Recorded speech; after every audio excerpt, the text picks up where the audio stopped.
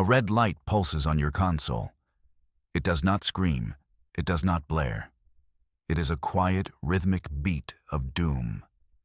Your eyes trace the signal's origin, the black zone breach, a place no one dares to name aloud. The wound in space-time is bleeding energy. The readings are impossible, far beyond any known physics. This is not a star collapsing. This is not a supernova's last gasp. This is something new, something ancient. Your station is bathed in the silent crimson glow. The rest of the bridge crew is frozen. They stare at their own screens, confirming the unbelievable. Every sensor on the Starship Vigilance screams the same story, a story of power so immense it should not exist. The breach, a stable tear in the fabric of reality, was always a mystery. Now, it has become a threat. Your heart pounds in sync with a silent alarm. You know what comes next. A voice cuts through the tension, cold and sharp as ice. Captain Eva Rostova. Her eyes are fixed on the main view screen. The swirling vortex of the breach fills the display. It looks like a painter's nightmare, a smear of black and deep red. "Pilot," she says, her voice leaving no room for argument. "Report status on the scout ship Stardust." You clear your throat, your own voice, a stranger. "The Stardust is green across the board, Captain. Ready for immediate deployment." She turns her gaze from the screen to you. Her eyes hold the weight of command. They hold the lives of all 800 souls on this vessel. Your orders are to approach the anomaly. Take the Stardust to the edge of the event horizon. I want readings from point-blank range. She pauses, letting the order settle. Do not, under any circumstances, cross the threshold. Is that understood? You nod, your throat suddenly dry. Understood, Captain. A simple mission with impossible risks. Just another Tuesday in the void. You walk toward the hangar bay. The ship's corridors feel longer than usual. Every step echoes with the captain's command. The Stardust is a small ship, a dragonfly to the Vigilance's eagle. It is designed for speed and stealth, not for staring into the abyss. You strap yourself into the pilot's seat. The cockpit is small, a bubble of technology surrounded by the void.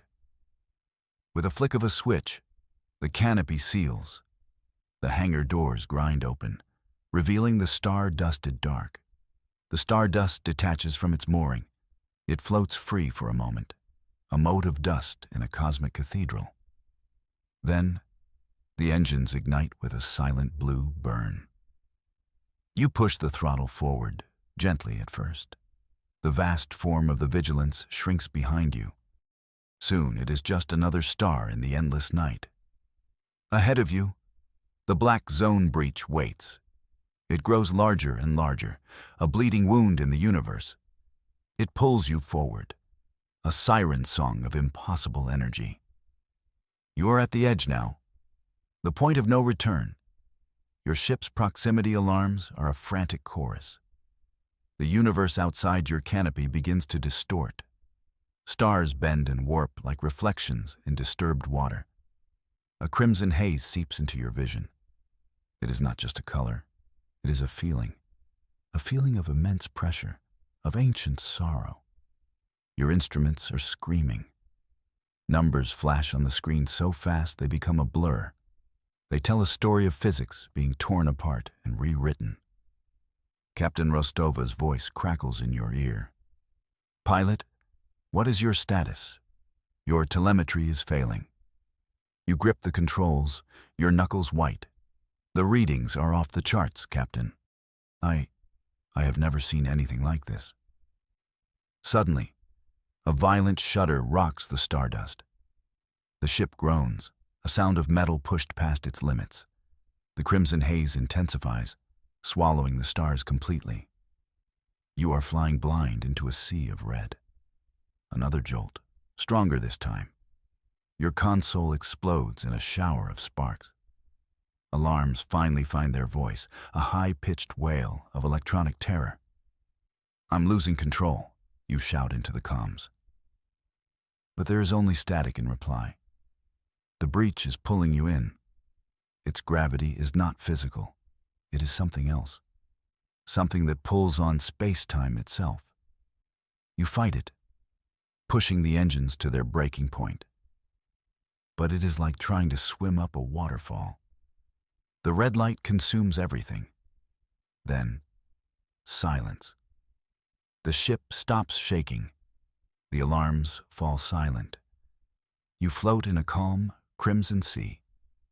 Outside your canopy, there is no sign of the breach. No swirling vortex, no bent starlight, only a uniform, blood-red fog. Your instruments are dead. The comms are silent. You are utterly and completely alone.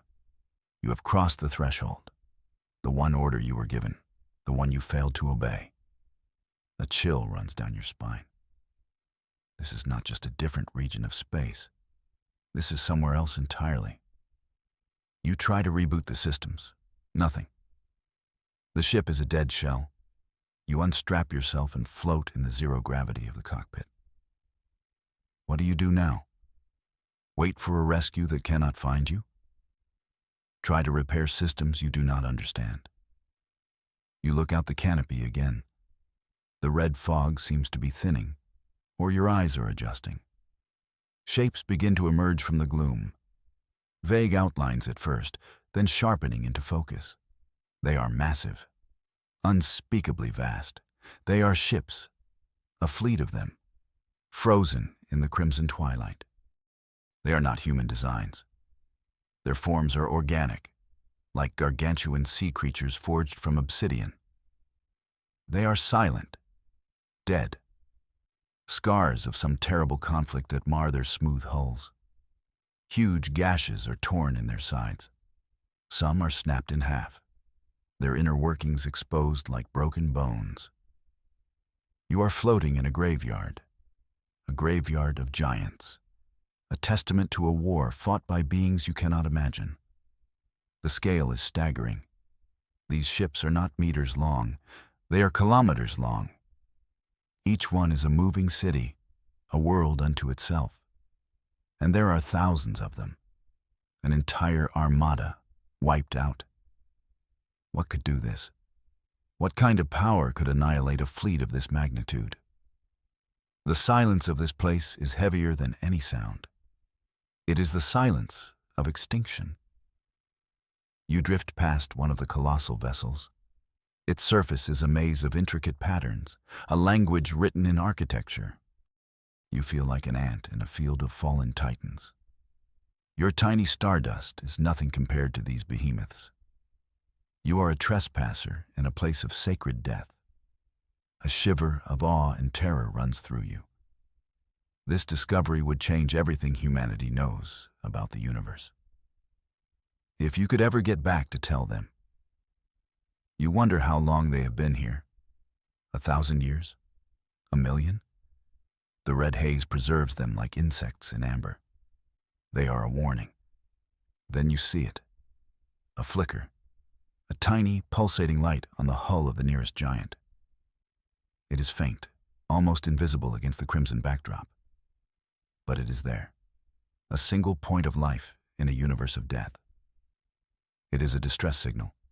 Faint, weak, but unmistakable. Your pilot's instinct takes over. Life is life, no matter its form. And you cannot simply float here and wait for your own end. You have to investigate. You have to know. You maneuver the stardust closer. The little scout ship feels like a fly landing on a whale. You find a breach in the giant's hull, a jagged tear large enough to fly your entire ship through. You guide the stardust inside. The interior of the alien vessel is a cavern of shadows and strange, silent machinery. You land on a broad, flat deck. The air is thin, but breathable. The gravity is slightly higher than you are used to. You put on a helmet, just in case. The ship's emergency kit has a sidearm. You take it. You have no idea what you will find. You open the cockpit and step out onto the deck of the alien ship. The silence here is different. It is not empty. It feels watchful. You walk through vast corridors. The walls are covered in the same intricate patterns as the hull. They seem to hum with a faint, residual energy. This place was once alive with activity. Now, it is a tomb. You follow the signal. It leads you deeper into the heart of the ship. Through chambers the size of stadiums, past technology that defies understanding. Finally, you reach a large central chamber. It might have been a bridge or a throne room. In the center of the room, a single figure lies on the floor. It is tall, slender, with limbs that seem too long. Its skin is the color of polished jade, and it is alive. Barely. It looks up as you approach. It has no eyes in the human sense. Its face is a smooth, elegant surface. But you feel its gaze on you, a pressure in your mind. The creature is wounded. A dark fluid seeps from a wound in its side. It raises a long, three-fingered hand. Not in aggression, but in a gesture of peace. Or perhaps resignation. You stop a few meters away, your weapon held loosely at your side. A voice echoes in your head. It is not a sound, it is a thought. Clear as your own, I am Xylar. The voice is ancient, filled with a weariness that transcends time. You are human. I have seen your kind before, in the star charts of my people. You are stunned into silence. Telepathy, the stuff of old science fiction stories. But it is real. The being on the floor is communicating directly with your mind. Do not be afraid. Xylar's thoughts are calm, though laced with pain. I will not harm you. I am the last of the Sentinels. You slowly lower your weapon. What happened here? You ask, speaking aloud. The words feel clumsy and crude compared to the elegance of thought. Xylar shows you. Images flood your mind, not memories, but pure data. A civilization of incredible beauty. Worlds of light and music. A people who had mastered the art of creation. Then, the darkness came. A new set of images, terrible and swift. A shadow that moved between the stars. It did not conquer, it consumed. Star systems, one by one, snuffed out like candles. It was not a fleet, it was not an army. It was a single entity, a being of pure, malevolent energy, a devourer of worlds. Xylar and its people fought. They built this fleet, these titans of war. They met the devourer at the edge of their galaxy. The battle was short. The images in your mind are a chaotic storm of light and destruction. The ghost fleet you saw outside. It was not always a graveyard. You see it in its prime, a shining armada of hope. You see it burn. The devourer was unstoppable. It tore through their ships like they were paper. It fed on their energy weapons, growing stronger with every shot they fired. In the end, there was only this ship, and Xylar, the last sentinel. A shadow falls across the chamber, a deep, unnatural darkness that seems to drink the light. You look up through a massive viewport in the ceiling. Something is blocking the crimson glow of the breach. Something vast. The pressure in your mind intensifies. Xylar's thoughts turn from memory to pure, undiluted terror. It is here. It has found us. The devourer has awakened. Through the viewport, you see it. A form made of living darkness, shot through with veins of violet energy. It has no defined shape. It is a constantly shifting cloud of cosmic rage. It is larger than any of the ghost ships, larger than anything you have ever seen. It extends a tendril of shadow toward the ship you are in. The ship groans, the ancient metal protesting as it is gripped by an impossible force. You have to get out of here. Now. We have to go. You shout. You run to Xylar's side. The alien is weak, but it rises with a determined effort. My ship is dead, Xylar thinks, but yours is not. We must use it. You help the tall alien to its feet. It is surprisingly light. Together, you race back through the silent corridors. The entire ship is vibrating now. The sound of stressed metal is a constant, deafening roar. The Devourer is trying to crush the ship, with you inside it. You reach the hangar deck. The stardust is still there, a tiny needle of hope in this cavern of despair. You get Xylar into the co-pilot seat. The alien slumps into the chair, its energy fading fast. You jump into the pilot's seat. You slam your hand on the ignition panel. Nothing happens. The ship is still dead. Come on, come on, you mutter, frantically flicking switches. The Devourer's grip tightens. A hairline crack appears in the cockpit canopy. Wait. Xylar's thought cuts through your panic. My people built their ships to be one with their pilots. Their power source is psionic. It responds to will. The alien places a weak hand on your console. A faint green light begins to glow from the panel. It needs a mind. A strong mind. Your ship's systems are simple. They can be convinced to work. The green light spreads, flowing through the circuits of the stardust. The console flickers to life. The engines hum. You do not waste a second. You push the throttle to maximum. The stardust lifts off the deck and shoots out of the breach in the hull. You are back in the crimson haze. But now you are not alone. The Devourer is there, a mountain of shadow blotting out the dim light. It turns its attention to you, a mosquito that has just escaped its grasp. A lance of pure darkness shoots from its form, missing you by meters. The space it touched curdles. It looks like reality itself is unraveling. You push the stardust into a desperate, weaving flight. You are dodging not just energy blasts, but ripples in space-time. The ship's alarms are a constant shriek. Xylar is fading. Its thoughts are becoming faint. It is too fast. We cannot outrun it in this form. You know it is true. The Devourer is gaining. It is a predator toying with its prey. You need a miracle, and you are in a graveyard full of them. The fleet. Xylar's thought is a whisper in your mind. It has a final defense, a weapon of last resort. It was never used. What is it? You ask. Your eyes glued to the terrifying form behind you.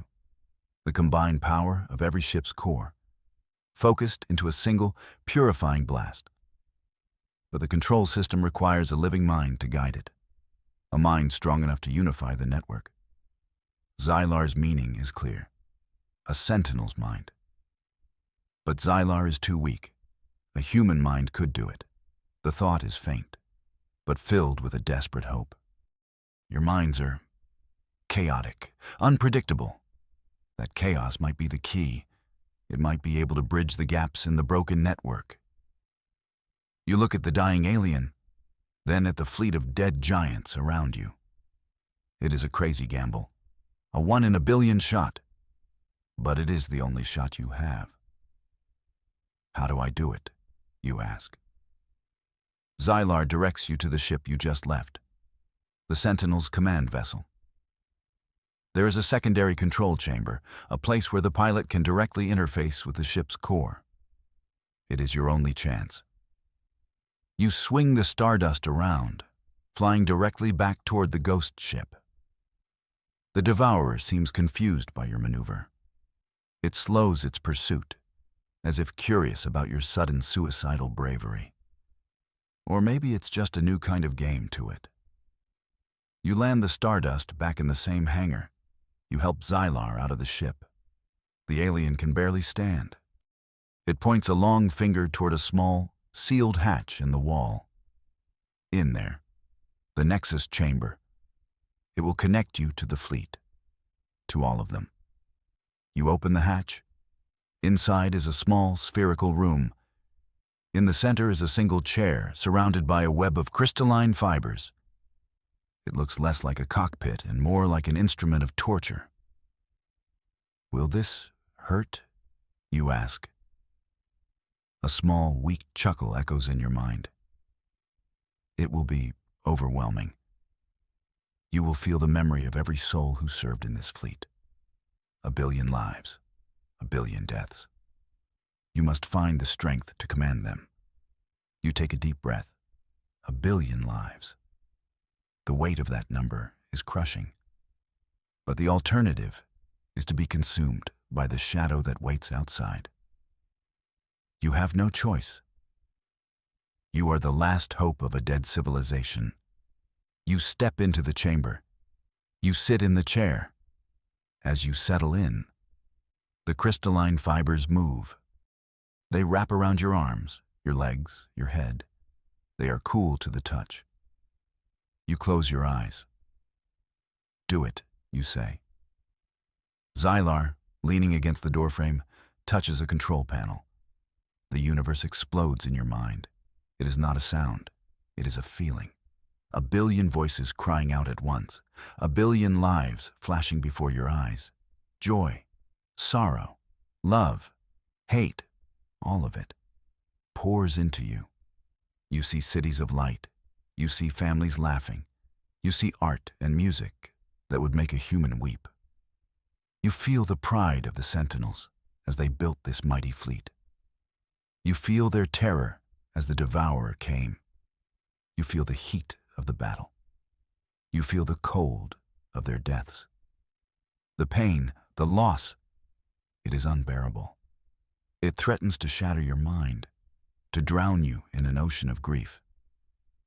But then, you find it. Underneath the pain, there is hope, a stubborn, defiant spark, the will to survive. You grab onto that spark, you hold it tight. It is a human feeling, the feeling that drives you to explore, to fight, to live. You are not a sentinel. You are human, and you will not be broken. You push back against the tide of memories. You impose your will on the network. You shout a single command into the mental storm. Wake up! The billion voices fall silent. And then they answer in unison, with a single unified thought. We obey. You open your eyes. But you are not just in the Nexus chamber anymore. You are everywhere at once. Your consciousness is spread across the entire fleet. You see through the eyes of 1,000 dead ships. You feel their power thrumming back to life. Outside, the Devourer looms, its curiosity turning to alarm as the dead fleet begins to glow with an eerie light. It senses the change. It senses the threat. The ghost ships awaken. Energy flows through their ancient circuits. Weapon ports slide open. Lances of pure golden light, the color of a newborn star, erupt from the hulls of the dead giants. They are not like human weapons. They do not explode. They pierce. They cut through the fabric of space itself. They strike the Devourer. The massive form of shadow recoils. It shrieks, a sound that is not a sound. A psychic scream of pain that echoes in your expanded consciousness. The symphony of destruction has begun. You conduct it. You are the maestro of a ghost orchestra. You guide the beams of light, weaving them into a cage of energy around the Devourer. It thrashes, lashing out with tendrils of darkness. But the golden light holds firm. For the first time, the Devourer is on the defensive. It is contained. You feel a surge of triumph. You have done it. You have beaten the unbeatable. But then, something changes. As you hold the devourer in your cage of light, you begin to feel its thoughts, not words, not images, but feelings. And what you feel is not malice, not hatred. You feel confusion and pain and a profound sense of duty. The devourer is not a monster. It is a doctor, and the universe is its patient. It believes it is cleansing an infection, a disease that spreads from star to star, consuming worlds and disrupting the cosmic balance. The thoughts become clearer. You see what it sees. You see the unchecked expansion of countless civilizations. You see them stripping planets of their resources. You see them waging pointless wars. You see them leaving scars on the galaxy. And then, you see humanity, a young, aggressive species exploding out from its home world, spreading faster than any before it. And you realize with a cold, sinking horror, it is us. We are the infection. The black zone breach was not a natural phenomenon.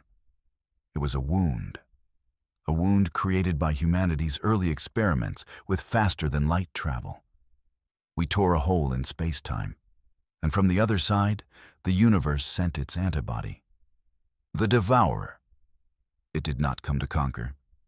It came to heal, to cauterize the wound and remove the infection. Your triumph turns to ash in your mouth. You are not a hero fighting a monster. You are a germ fighting medicine. You are at a crossroads.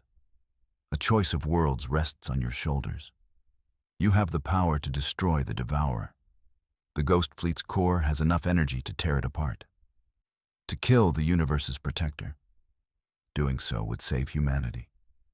It would allow your species to continue its expansion, to continue its infection. Or you could show it that you are not a disease. You could show it that you can learn, that you can change, that you can be part of the cure. Xylar's voice whispers in your mind, weak but clear. My people chose to fight. We saw only a monster. We did not try to understand. That is why we are gone. The choice is clear. Violence is not the answer. It never was. You must find another way. You must communicate. But how do you talk to a being of pure energy whose job is to erase you? You cannot use words.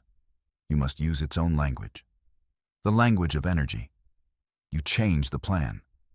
You will not focus the fleet's power into a killing blow. You will overload the core, but in a controlled blast. A wave of energy that is not a weapon, but a message. A message of peace. A message of understanding.